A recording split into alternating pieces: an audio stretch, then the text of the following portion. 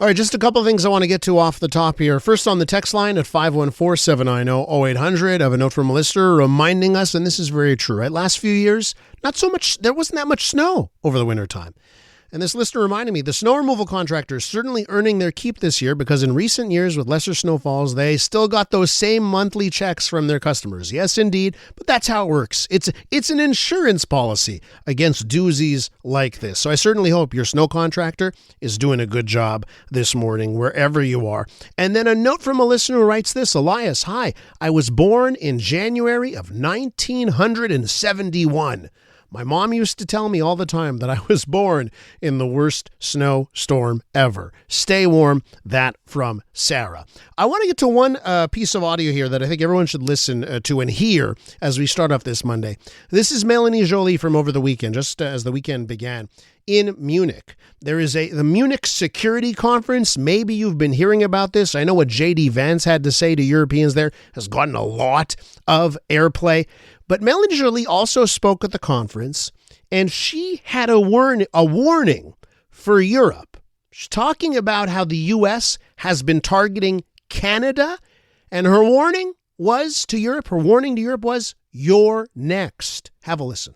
We're the closest friend and the best ally of the United States, period. The best neighbor they could ever have, 5,000 kilometers of undefended border, a very secure and strong border. There is an interdependency between the US and Canada. But when we hear 25% tariffs, it's an existential threat because this would account on hundreds of thousands of jobs in Canada being lost and higher unemployment rate coming from our best friend and best ally. If the US administration is doing that to Canada, you're next.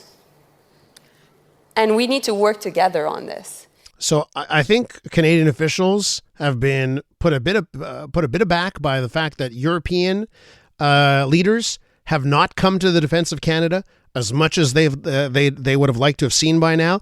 So this is the message from Canada's Foreign Affairs Minister. When they're finished with us, they're coming after you. We shall see if our NATO allies, if our European allies come to Canada's defense just a little bit more in light of what this country is facing with regards to the U.S. and the threat of tariffs and this trade war we are in. Let's continue on that thread and welcome Frederic Beauchemin onto the program. He is the official opposition critic for the Liberal Party Quebec on economic matters, of course represents the riding of Marguerite-Bourgeoys. Monsieur Beauchemin, welcome back to the program. Good morning. Let's talk about the provincial side of this and how François Legault and the Quebec government should be dealing with this threat of tariffs. I think you've got some criticism for how the premier's been handling it. He and all the other premiers were in Washington, D.C. last week. Well, what's your take on maybe some of the tough talk we've heard from Premier François Legault and if that's been the right approach? Unfortunately, I think that, it's very hard to negotiate when your head is in the bear's mouth. So this is the position that we're in. So we have to think about what the stand that we should be taking. And it's one of, accumulating the amount of strength that we can. And so, we need to be partners with the rest of Canada. We need to have a united voice.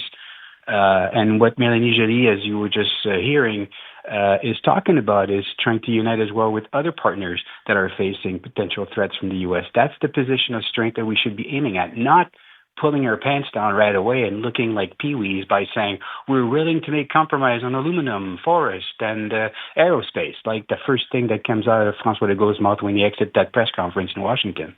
So what I'm struggling with is it's not just for your party. For like all opposition parties in Canada are dealing with the same thing. Look at Ontario, right? Doug Ford said, hey, let's just go to an election because he knew how the opposition parties are just in a tough spot, right? Because, everyone's taking a Captain Canada approach and we're fighting the Americans. Are you worried, for in your role as the opposition, that you can't go after François Legault too hard because maybe it's perceived as anti-Canadian? Like, how are you dealing with that and trying to stay in trying to do your role as an opposition party, but staying on quote unquote Team Canada or whatever side we're on? The one person who's anti-Canadian, and he's demonstrated for the last 7 years, is François Legault. So, I mean, the actual fact that we are the opposition and we need to put them at bay, making sure that they're doing the right thing, is our role. And it is essential in times of crisis that we activate our responsibilities as it relates to making sure that these guys are on the ball. Listen, when you're dealing with somebody who's got a political agenda, okay, he's got 2 years before the next Congress and Senate election, before maybe he will be losing that supermajority he's got in the U.S. So he's in a hurry to get all these deals done. So we should look at that political calendar in the U.S. and say, okay, he doesn't want to lose that leverage. Therefore, he's in a hurry to renegotiate the NAFTA agreement with us.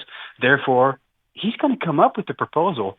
Last thing we should do is pull our pants down and say, well, we're willing to make sacrifice and we're willing to renegotiate. We're not strong. That's the point. So let's just unite, make a strong stand. Let's, diversify our markets. Let's invest in productivity. Let's do what we can to help our businesses in Canada and in Quebec. But in the meantime, let's put our thinking cap on and think that, this guy, he has a 2-year agenda. And in 2 years from now, he'll lose his majority in the Senate, hopefully. He'll lose his majority in the Congress, hopefully. And then he won't be in the same strength position. Therefore, he wants to renegotiate NAFTA. Let's wait for him to offer that out on the table, not do the opposite, which is, peewee again. Do you think that U.S. officials care for 1 second what Quebec or British Columbia or Alberta, do you think they care for 1 second what these provinces are saying? They care about their businesses, and the U.S. Chamber of Commerce was our best ally in 2017. It has all it takes to be our best ally again in today's environment. And so that's one of the things we should focus on, as opposed to going to, meet like a deputy director, associate, whatever, junior of the administration in Washington. Why don't we take the time to talk to the chambers of commerce in the U.S.? That's the leverage that we should go for. That's the strategy that we should aim at in order for us to actually have better position of strength. Have other people in the U.S. lobby for free trade, to lobby for not having tariffs on Canada. That's the attitude that we should be taking. The hardball stance of, hey, let's even think about export tariffs on Quebec energy, Quebec aluminum, and other products. Do you think that hardball stance is a losing strategy? I think it's just a path to go down the rabbit hole for war. I mean, that's the point. And I'm not, hoping that that's the direction we're going to be going. We have contracts. We signed these contracts. We are Canadians. We will respect the rule of law. Okay. But we do have targeted products that we can aim at. We do have, people that we could talk to, and that's the route that we should take. That's the avenue that we should embark on, and make sure that, we have all of our energy, coordinated effort, be Canadian, right? And then maybe at that point, we'll be able to do something else and having our head in the bear's mouth. Does the Liberal Party of Quebec have an official policy on energy, oil and gas projects, a pipeline through Quebec, more natural gas projects? Europe has been begging, huh? Yeah. Greece, Germany, I mean, not just Europe, Japan was begging us for our natural gas for years. Yeah. We did nothing. What is the Liberal Party of Quebec's stance on oil and gas projects in Quebec? We are obviously very pro-business, and so what we want to do is to make sure that if there is a project, we will analyze it, make judgment based on its core value, if it's feasible, if it makes sense, if it protects the environment, if it has economic benefits for Quebecers. Of course, we'll look at it. That's the point. And right now, there's nothing on the table. So, hypothetically, we could talk about a whole bunch of stuff. At the end of the day, let's put some deals on the table. Let's see what it looks like, and then we'll opine. Does social acceptability, as has been brought up by the Premier more than once, does social acceptability matter for you? Let's say you've got let's say the business piece is in place, but you look at polling and there's just, 45% support. You go through with it?